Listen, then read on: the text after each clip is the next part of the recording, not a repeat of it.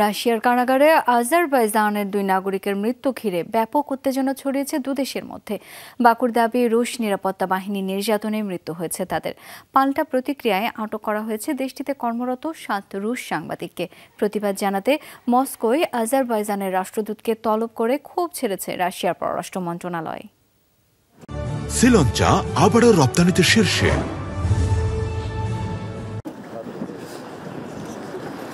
ঘটনার সূত্রপাত গত সপ্তাহে রাশিয়ার শিল্পনগরী ইয়েকাতেরিনবার্গে সিরিয়াল কিলিং সহ পুরনো বিভিন্ন মামলা ঘিরে নতুন করে তল্লাশি অভিযান শুরু করে নিরাপত্তা বাহিনী। টার্গেট করা হয় আজেরিদের। মঙ্গলবার আটক করা হয় 9 জনকে, যাদের মধ্যে ছিলেন আজারবাইজানের নাগরিক 2 ভাই, 60 বছর বয়সী হুসেইন ও 55 বছর বয়সী জিয়াদিন। পরবর্তীতে পুলিশি হেফাজতেই মৃত্যু হয় তাদের। সোমবার মরদেহ পৌঁছায় আজারবাইজানে। প্রাথমিক তদন্তের ভিত্তিতে মস্কো জানিয়েছে হার্ট অ্যাটাকে মৃত্যু হয়েছে জিয়াদিনের। দেয়নি হুসেইনের মৃত্যুর কারণের ব্যাখ্যা।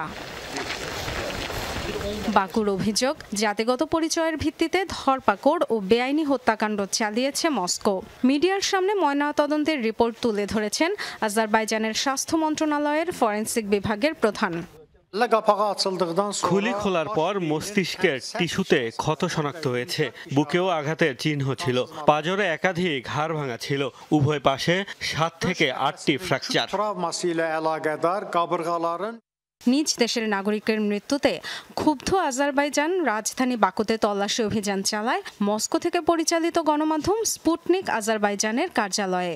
আটক করা হয় এডিটর ইন চিফ ইয়েভগেনি বেলভ সহ 7 জনকে। ষড়যন্ত্র, জালিয়াতি, অবৈধ ব্যবসা ও মানি লন্ডারিংয়ের অভিযোগ আনা হয় তাদের বিরুদ্ধে। আজারবাইজানের রুশ সাংবাদিকদের আটকের ঘটনাকে অতি প্রতিক্রিয়া আখ্যা দিয়েছে ক্রেমলিন। জানায় মস্কোয় আটককৃত আজেরিদের সবারই রুশ পাসপোর্ট ছিল। বাকুতে আটক সাংবাদিকদের মুক্তির বিষয়ে আলোচনার কথাও জানিয়েছে। মঙ্গলবার আজারবাইজানের রাষ্ট্রদূতকে তলব করেছে রুশ পররাষ্ট্র মন্ত্রণালয়।